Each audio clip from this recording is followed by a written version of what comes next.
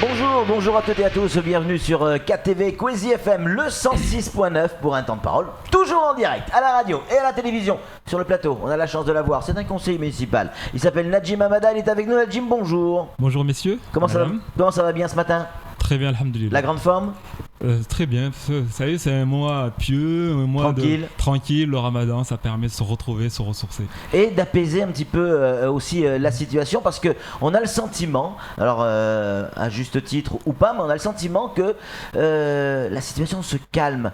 Moins de délinquance, moins d'agressions, moins de vols, que ce soit en zone gendarmerie ou en zone police. On va parler de Mamoudzou évidemment. C'est lié à quoi? C'est lié à la colère des Mahorais ou c'est lié au ramadan? Ou les deux? C'est lié, non, je crois que le ramadan, malheureusement le délinquant ne connaît pas le ramadan, donc je pense que c'est lié surtout au sursaut des Mahorais qui ont décidé de prendre les dispositions nécessaires pour lutter eux-mêmes contre cette délinquance. On voit des collectifs partout en train de se créer, on voit des rassemblements un peu partout sur l'île, des prières aussi, des grandes prières qui sont faites.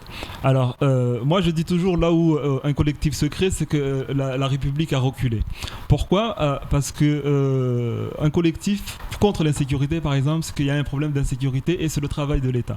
Un collectif contre les impôts qui sont confiscatoires, c'est qu'il y a eu un problème quelque part. Donc effectivement, la délinquance, pour répondre à votre question, on a tendance à voir pendant ce mois de ramadan en train de reculer, mais c'est dû au sursaut. Vous mettez des images derrière moi de la population mahoraise qui se soulève actuellement dès qu'il y a un événement dramatique et important. On sait que ces voleurs également, sans doute écoutent Kwezi, mais sont informés de ce qui se passe et que également maintenant la peur a changé pour moi, est en train de changer de camp, puisque je crains fort que le prochain qui se fait avoir par la population oubliera. Il risque de passer un mauvais moment, quoi. Très certainement. Ouais. On va changer de sujet, encore que et je vais vous poser des questions en qualité donc de conseiller municipal. On est à Mamoudzou, la place de la République depuis hier, c'est terminé. Les SDF sont désormais au gîte Bengali. C'est une bonne chose? C'est la solution ou pas, selon vous? Je suis venu, je crois, 2 ou 3 reprises sur votre plateau pour indiquer que cette place-là n'était pas appropriée pour caser ces gens. Je suis allé à la mairie à plusieurs reprises, notamment lors des réunions de crise, pour indiquer au maire qu'il fallait agir, quitte à se fâcher contre le préfet. C'est-à-dire prendre un arrêté d'expulsion, parce qu'il était indigne pour la mairie, indigne pour la République de laisser ces personnes-là dans des situations sanitaires inacceptables, et qu'il fallait effectivement les déplacer, puisque la situation était un peu explosive vis-à-vis des riverains, vis-à-vis des commerçants, et vis-à-vis de la population mahoraise et des touristes. Donc il fallait absolument les déplacer. Il faut savoir que cette place a été réquisitionnée par la préfecture au début du mois de mai, enfin à la mi-mai, pour les placer là. Il fallait absolument les déplacer, et j'avais indiqué, il était très facile pour l'État de les mettre sur une autre place qui appartiennent à l'État, le temps de désamorcer la problématique au niveau des commerçants du grand marché, et puis voilà. Une personne s'est proposée spontanément, c'est très bien. Je vois que tout le monde est en train d'applaudir en disant que le préfet a trouvé enfin la solution. Le préfet n'a rien trouvé du tout. La solution a été trouvée ailleurs. Par du privé. Comment? Par un privé qui s'est proposé spontanément. Et on est en train aussi de l'applaudir. On est en train d'applaudir beaucoup de gens, alors qu'il faut voir la réalité de la chose, c'est que cet hébergement est provisoire. C'est-à-dire on a déplacé le problème dans le temps. À l'issue du ramadan, la problématique va s'opposer, et je crois que il y a une convention qui va être signée pour 3 mois ou quelque chose ainsi. Sauf que si on ne trouve pas de solution, si en 1 mois et demi on n'a pas trouvé de solution, c'est pas en 3 mois qu'on va en trouver une. Et ces personnes-là vont rester sur place. Et donc ce monsieur Bengali qui va devoir les expulser également. Ou ces personnes-là vont générer des frais, qui sait qui va les assumer? Donc aujourd'hui, on est là en train d'applaudir qu'on a trouvé une solution. En fait, on n'a pas trouvé de solution. On n'a pas trouvé de solution tellement que les crispations vont encore se relever, s'élever à l'issue du ramadan, et le problème va de nouveau se placer sur la place publique. Mais la préfecture aurait décidé décidé, on attend évidemment cette convention, de financer d'ores et déjà, je veux dire, la nourriture pour ces gens, et puis effectivement après le Ramadan, de financer l'hébergement. Donc l'État prend ses responsabilités. Ça va peut-être coûter un peu d'argent, mais l'État prend ses responsabilités. C'est son rôle. Tout à fait, c'est ton rôle, c'est son rôle. Hein. Moi, il n'y a pas de difficulté. Mais moi, par rapport à la préfecture et à l'État, je pense que il faut quand même s'interroger sur le fait de savoir pourquoi l'État a mis autant de temps à gérer ce problème. On voit le préfet sur la route en train de lutter contre la délinquance avec son gilet pare-balles, aller jusqu'à Tsarano, là où les véhicules ont été cramés. Il a pêché quand même sur ce dossier, il faut quand même le dire. Il faut pas... Sur quoi ? La gestion de ce dossier de la place de la République. Ouais. On ne pouvait pas décemment, au bout d'1 mois et demi, trouver la solution ailleurs. C'est-à-dire la solution, c'est pas l'État qui la trouve, c'est quelqu'un d'autre. On a un pompier pyromane, je parle de l'État, qui a laissé ce territoire se mourir. Et on a laissé ce département être assiégé par les délinquants. On a laissé un territoire où la population en état de crispation, d'énervement, et ainsi de suite. Et aujourd'hui, on dit « Ah bravo, il est arrivé, c'est le Messie, ainsi de suite, c'est lui qu'il nous fallait. » Voilà un bonhomme. Bon sang, c'est le pompier pyromane. Je suis désolé de le dire. Moi, je suis pas du tout satisfait du travail du préfet. C'était en amont. Quand je dis le préfet, c'est pas le préfet Vaux. Je parle du représentant de l'État sur le territoire. On aurait dû s'occuper du problème en amont. Aujourd'hui, on a un problème de délinquance, ça n'a jamais été traité. Monsieur Millan, vous-même, monsieur Baucher, vous l'avez maintes fois dénoncé aujourd'hui sur le territoire. Il ne faudrait pas des gendarmeries, il faudrait des commissariats sur toutes les communes. Aujourd'hui, quand on est à Sada, qu'on appelle le 17 à 19h, parce qu'il y a un problème de délinquance, vous savez où est-ce qu'on tombe ? Où est-ce qu'on tombe ? On tombe à comment ça s'appelle ? À Pamandzi. La centrale est à Pamandzi. Et c'est là-bas qui gère. Ah, vous êtes où ? Vous êtes à Sada ? Ok, on va vous retransférer là-bas. Les gendarmeries sont fermées à 18h ou 19h. Quand il arrive un problème, il faut aller appuyer sur le bouton d'urgence pendant des heures et des heures. Alors qu'un commissariat, c'est ouvert 24 heures sur 24. Quand on veut lutter contre la délinquance, on met vraiment les moyens. On ne fait pas semblant de mettre les moyens en disant il va y avoir des effectifs. Moi, je le dis et je l'assume, il n'y a pas de problème. On est en période préélectorale. Le préfet est un VRP du gouvernement. Il est là pour faire de la communication. C'est le bilan de Hollande à la fin. On va nous dire à la fin, voilà, vous avez dit il y a de la délinquance, eh bien on vous a envoyé quelqu'un pour le traiter. Vous avez dit il y a de l'immigration, on vous a envoyé pour quelqu'un pour le traiter. Et on aura fermé les yeux aux Mahorais et pendant un temps, et ça va recommencer juste après. Donc merci monsieur le préfet pour ce que vous faites, mais moi je ne suis pas dupe. Vous êtes en colère, Najib Amada. Qu'est-ce qui génère cette colère à ce point ? Parce que ces gens-là sont sortis de la place de la République. Ok, c'est une initiative d'une société privée. L'État va payer nos impôts. Hein. Je pense que ça va quand même coûter un peu d'argent. Comment va réagir la population mahoraise à ça ? Est-ce que selon vous, Mayotte va dire bon ben très bien, va applaudir dès demain, ou va avoir la même réaction que vous ? Les Mahorais seront en colère, ils ont bien raison. Je fais le parallèle avec ce que vous avez écrit hier ou avant-hier, où on a des services de la préfecture qui sont renvoyés maintenant à La Réunion. Donc ça veut dire que Mayotte, encore une fois, pour reprendre l'expression de Galarme, est aux urgences de la République, et en revanche, au lieu de le soigner, on débranche les perfusions à chaque fois.